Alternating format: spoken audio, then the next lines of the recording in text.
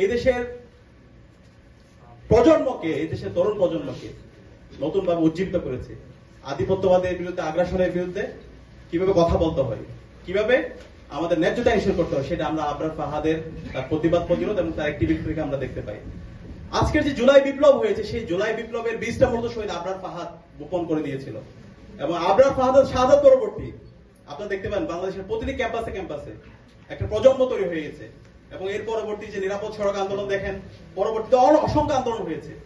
একটা প্রজন্মের মধ্যে একটা কনসেনসাস চলে আসছে এবং তার পূর্ণ বাস্তবায়ন আমরা জুলাই বিপ্লবে দেখতে পেয়েছি। এবং এই জুলাই বিপ্লবে যখন আমরা গিয়েছি, আমরা দেখি নাই এখানে কে বাম করে, কে ডান করে, কে মধ্যমপন্থী, কে ছাত্র দল, কে শিবির, কার পরিচয় কি।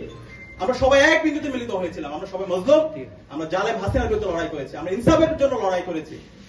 এবং একই সাথে এই আন্দোলন, এই বিপ্লবে আমরা সবাই প্রত্যেকের পরিচয় বলে গিয়ে আমরা কমন গোল নিয়ে আমরা লড়াই করেছি।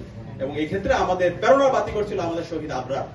এবং একই সাথে আমরা যদি দেখতে পাই যারা শহীদ হয়েছে, শহীদ আবু সাইদ, শহীদ ওয়াসিম, শহীদ শান্ত, শহীদ আলী রায়হান, সকল শহীদদের আকাঙ্ক্ষা